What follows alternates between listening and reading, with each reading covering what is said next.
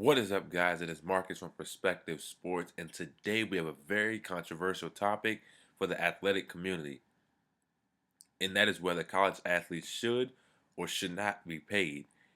It was brought to light in 2014 when Ed O'Bannon, a former college basketball player at the University of California, Los Angeles, UCLA, filed a class action lawsuit against the NCAA.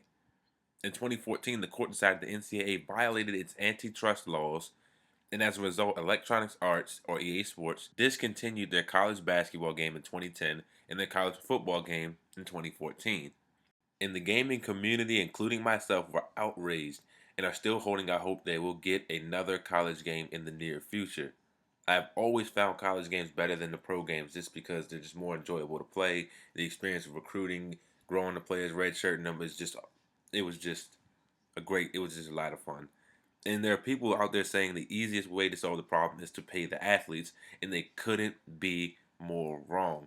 And here's why: they're amateurs. College athletes aren't pros. Literally, over 95% of the athletes won't even become pro. And to pay amateurs would tank the quality of the game.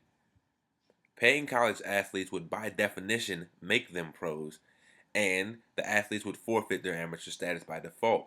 So college sports would now become pro sports. So it's all a technicality that college sports would no longer be for amateurs, but it would be for pros.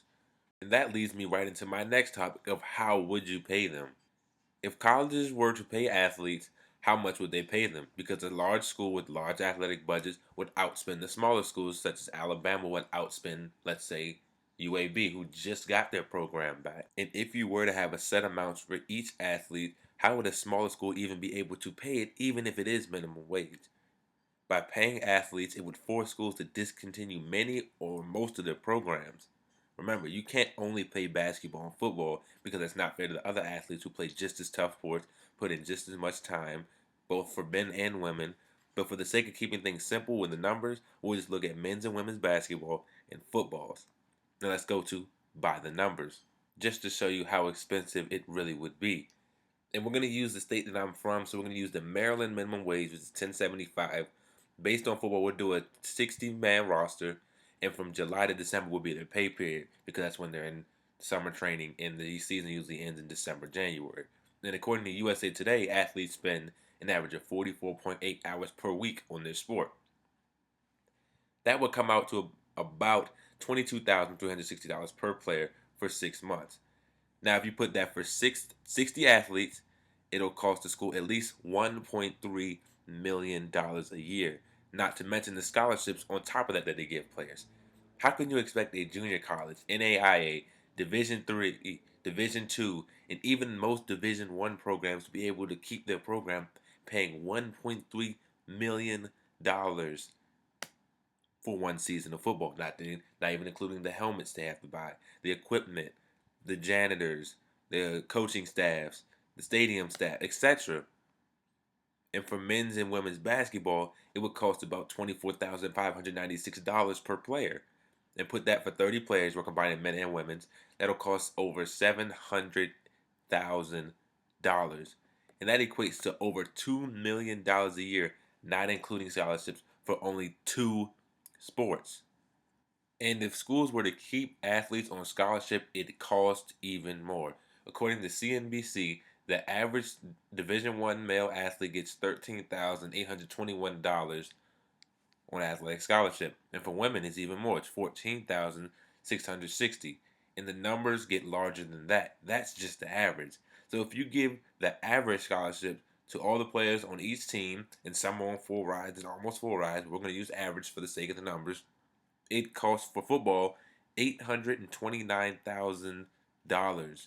And if you combine that with the player's salary of over $1.3 million, it'd come out to $2,170,860 for one season of college football. Imagine a program like UAB, who just got their program back, having to pay that kind of money in 1 year. Imagine how many programs would have to fold. And for men's and women's basketball, yes, I combined the numbers, but I did add them up separately. And it add over $427,215 to the already existing $737,860 $880 in player salaries. So bringing the total up to $1,165,095 on estimate. So for two sports with player salaries and keeping the players on scholarship, it costs $3,335,995, and that's being generous with the numbers. So you can see how expensive it would be to pay your athletes, manage the stadium, manage the campus, manage the equipment, can keep everything up to code, paying this kind of money. And again, this is only for two sports. This is not including your track and field. This is not including your lacrosse programs. This is not including your fencing program. This is not including your soccer teams. This is not including your baseball and softball program. You see all the things that you would have to pay. And if you were to add all those numbers up, how much that could potentially be and how detrimental that could be to a smaller college. And this last one is mainly for your basketball players, in that there are ways to avoid the NCAA. You don't have to go to college. The NBA doesn't allow players to go straight to the NBA directly out of high school, but you do have the opportunity to play in the D League. You can't be called up during the season. And after the season is over, you may enter your name into the NBA draft. And I could argue this is a better route than college because you're getting professional level training. You're playing against pros every day in practice and in games. And you will see some NBA players in the D League. Like we had Jeremy Lin in the D League, you had Hassan Whiteside in the D League, etc. Or you can take the overseas route like Brandon Jennings did, Emmanuel Mudiay did, Terrence Ferguson did, etc. You don't like it, you don't have to go. But college basketball players voluntarily go, knowing they won't get paid. And a prime example would be 2017 small forward Kevin Knox, who turned down $1.4 million to play in China, and I believe he is currently committed to the University of Kentucky. And so for basketball players, the main ones claiming they should be paid, they don't have to go.